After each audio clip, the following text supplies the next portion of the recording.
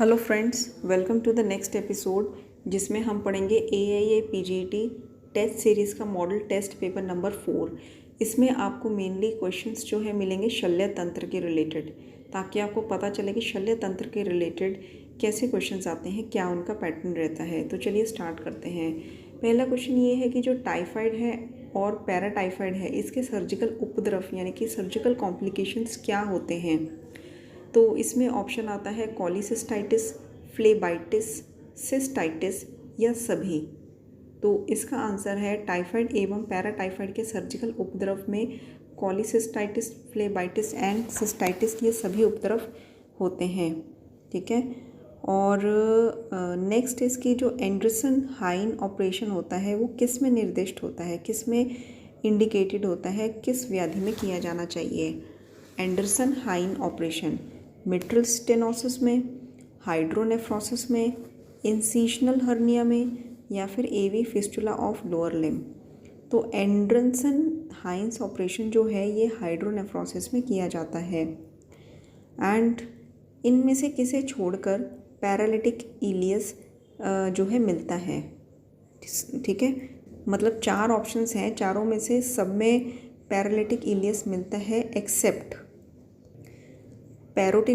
पैरोटिनाइटिस, hyperkalaemia, fracture spine और ribs और abdominal surgery. Paralytic iliacus होता क्या है, जब इलियम होता है, हमारा इंटेस्टाइन होता है, उसमें पैरालिटिक मूवमेंट होती है। ठीक है, तो ये मूवमेंट के कारण क्या होता है कि फूड का डाइजेशन होता है, एब्जॉर्प्शन होता है, एसिमिलेशन होता है। तो ये जो मूवमेंट बंद हो जाती है, at that time we called it की पैरालिटिक इलियस। ठीक है, तो पैरालिटिक इलियस जो है पेरिटोनाइटिस में भी मिलता है, फ्रैक्चर ऑफ स्पाइन और रिब्स में भी मिलता है। ठीक है, एब्डोमिनल सर्जरी में भी मिलता है, लेकिन हाइपरकैलेमिया मतलब कि जो पोटाशियम की लेवल जो है बढ़ जाती है जब हमारे ब्लड में, उस कंडीशन में ये नहीं मिलता है। ठीक है, ब्राउन पिगमेंट गॉल स्टोन जो है साधारणतः किस में मिलती है, गॉल ब्लैडर में, सिस्टिक डक्ट में, कॉमन बाइल डक्ट में या गॉल ब्लैडर सिस्टिक डक्ट दोनों में। तो इसका आंसर है कि ब्राउन पिगमेंट गॉल स्टोन्स जो है वो कॉमन बाइल डक्ट में मिलते हैं। And next is informed consent एक आवश्यक प्रक्रिया है चिकित्सा अनुसंधान में, जंतुओं पर प्रयोगशालीय अनुसंधान में, चिकित्सालय के प्रारंभ करने हेतु या अमेरिका में आयुर्वेदिक चिकित्सा करने हेतु। तो इन्फॉर्म्ड कंसेंट कब लिए जाते हैं, तो इसका आंसर है इन्फॉर्म्ड कंसेंट जो है चिकित्सा अनुसंधान में लिए जाते हैं। नल हाइपोथेसिस क्या है, नल हाइपोथेसिस पॉजिटिव हाइपोथेसिस है, नेगेटिव हाइपोथेसिस है, न्यूट्रल हाइपोथेसिस है या उपरोक्त सभी है। तो नल हाइपोथेसिस एक नेगेटिव हाइपोथेसिस है, याद रखिएगा। ठीक है, सततम आंत्रकुंजन आटोप हृदय उपलेप अरोचक प्रभृति भी पीड़ियते, ये किस में मिलता है, मतलब कि कंटिन्यूसली आंत्र में, सततम आंत्र में कुंजन होनी, गड़गड़ाहट, आटोप होना और हृदय उपलेप अरोचक होना, हृदय में पीड़ा होनी, ये किस में मिलता है, वातज अर्श में, सन्निपातज अर्श में, सहज अर्श में या 1 और 3 दोनों सही है, मतलब वातज अर्श और सहज अर्श दोनों सही हैं। तो इसका आंसर है सततम आंत्र कुंजन आटोप हृदय उपलेप अरोचक प्रभृति भी पीड़ियते, ये सहज अर्श में मिलता है। अपसु स्वच्छ स्वपि यथा निषिक्तासु नवे घटे उल्लिखित, ये किस में मिलता है, अपसु स्वच्छ स्वपि यथा निषिक्त असु नवे घटे, ये अश्मरी में मिलता है। ठीक है, गोमेदक प्रकाशम, ये किस में मिलता है, गोमेदक प्रकाशम विसृजति, ये भी अश्वरी में मिलता है।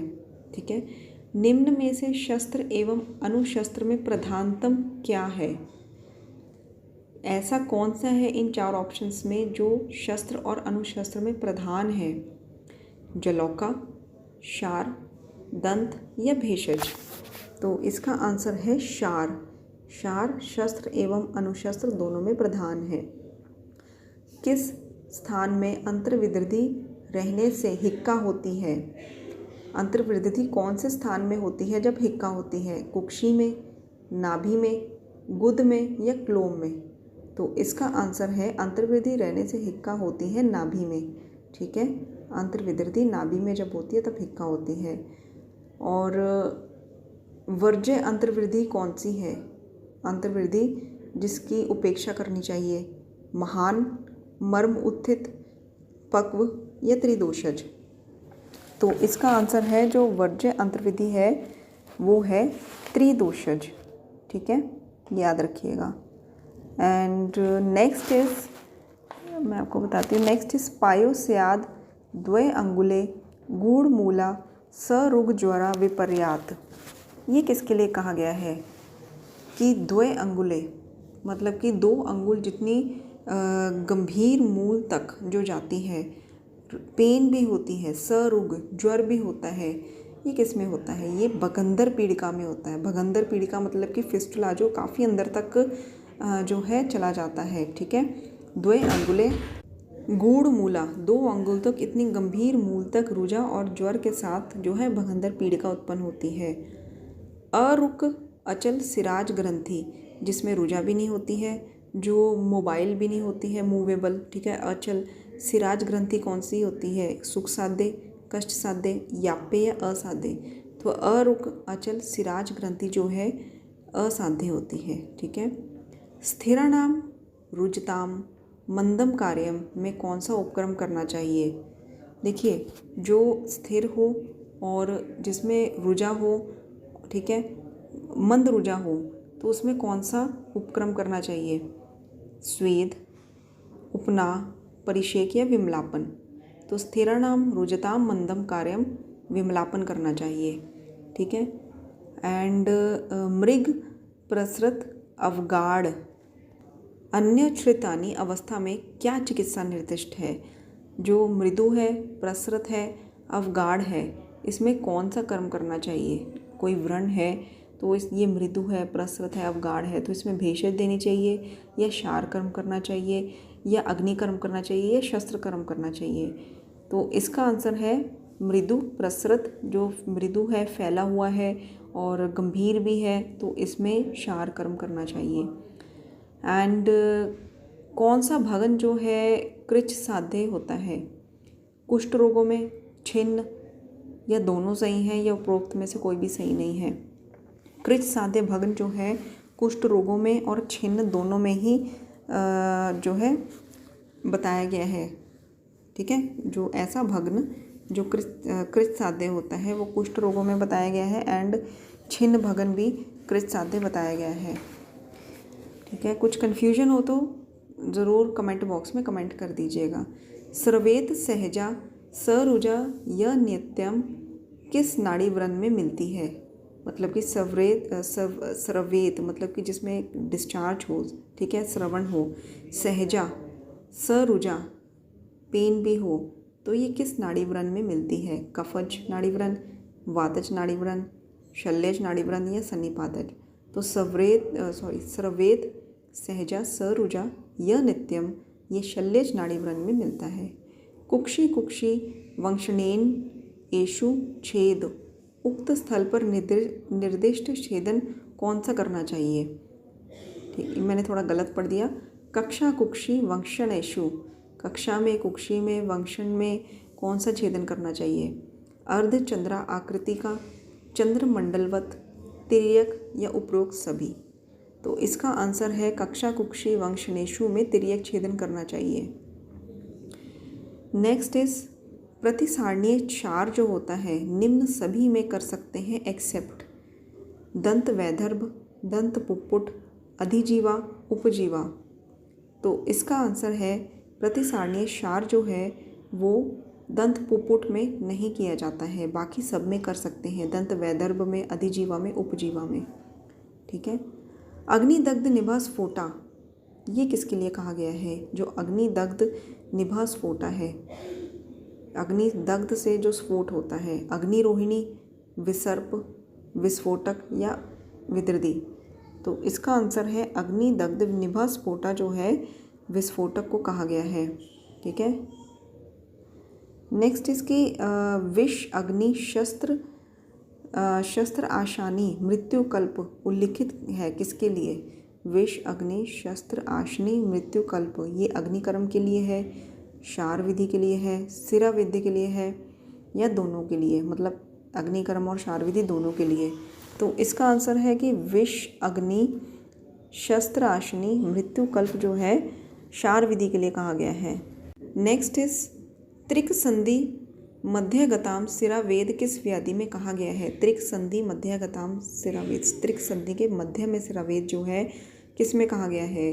सन्निपात ज्वर में, आंतरिक ज्वर में, तृतीयक ज्वर में, या उपरोक्त में से कोई नहीं? तो त्रिक संधि मध्यगताम सिरावेद जो है तृतीयक ज्वर में कहा गया है। ठीक है। एंड आर्द्र महिषा चर्म उत्सेदम उपदिशंति ये किसके लिए कहा गया है? आर्द्र महिषा चर्म उत्सेद उपदिशंति आलेप के लिए, प्रलेप के लिए, प्रदेय के लिए, या उपरोक्त में से कोई भी नहीं? तो आर्द्र महिष चर्म उत्सेद उपदिशंति जो है आलेप के लिए कहा गया है। आचार्य सुश्रुत ने कपाट शयन किस में बताया है? ऊर्ध्वस्थी भग्न में, कपाल भग्न में, या दोनों में, या किसी में भी नहीं? तो आचार्य सुश्रुत ने कपाट शयन जो है ऊर्ध्व अस्थि भग्न में बताया है। प्रतोली बंधन किस में कहा गया है? मेड़ में, ग्रीवा में, या दोनों में, या उपरोक्त में से किसी भी नहीं? तो प्रतोली बंधन जो है मेड़ और ग्रीवा दोनों में कहा गया है। मेड़ मुष्क पृष्ठ पार्श्व उदर में कौन सा बंध कहा गया है? मेड़ में, मुष्क में, पृष्ठ में और पार्श्व उदर में सम, गाढ़, शिथिल, उपरोक्त? तो मेड़ में, मुष्क में, पृष्ठ में, पार्श्व उदर में सम बंध कहा गया है। जो असाध्य व्रण है वो कौन सा होता है? जठर में, संधि में, स्त्रोत में, या सभी में? तो असाध्य व्रण जठर, संधि, स्त्रोत सभी में कहा गया है। एंड स्वमार्ग अप्रतिपद्यमाने मूत्रे व्रणम में चिकित्सा जो है कौन सी होती है? स्वमार्गे अति प्रतिपद्यमाने मूत्रे व्रणम शारकर्म, अग्निकर्म, सीवनकर्म, या उत्तरबस्ती? तो इसका आंसर है कि जो स्वमार्गे अप्रतिपद्यमाने मूत्रे व्रण में चिकित्सा अग्निकर्म होती है। ठीक है। और नेक्स्ट इसके मुष्क भेदन में कौन सा सीवन कर्म बताया गया है? तुन्न सेवनी, ऋजु ग्रंथि, वेलितक, या गोफनिका? तो इसका आंसर है कि जो मुष्क भेदन है उसमें तुन्न सेवनी बताया गया है। एक मरीज को दुर्घटना के कारण पेट में या उदर में चोट लगने से आमाशय में रक्त इकट्ठा होने पर क्या चिकित्सा करनी चाहिए? विरेचन, वस्ती, वमन, या रक्तमोक्षण? तो ट्रॉमा या इंजरी होने से उदर में अगर ब्लीड होके जो है रक्त इकट्ठा हो गया, ठीक है, उदर में चोट लगने से रक्त इकट्ठा हो गया तो उसको वमन कराना चाहिए। ठीक है, क्योंकि आमाशय में जो भी प्रॉब्लम होती है तो उसको वमन कराना चाहिए। पक्वाशय में विरेचन, मतलब इन जनरल हम ऐसा ही प्रोटोकॉल लेते हैं।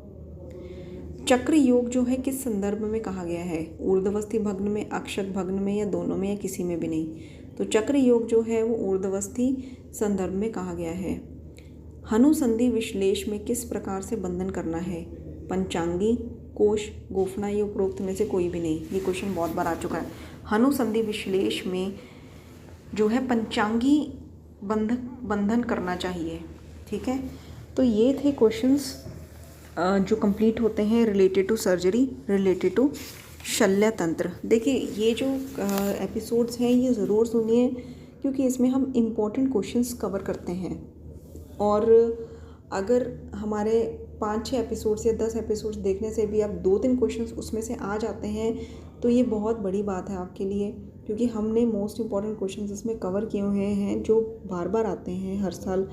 तो उसमें 3-4 क्वेश्चन भी आ जाते हैं तो रैंकिंग बहुत अच्छी हो सकती है। तो इसे ज़रूर सुनिएगा एंड आई होप इससे आपको काफ़ी हेल्प मिलेगी एग्ज़ाम क्लियर करने में। धन्यवाद।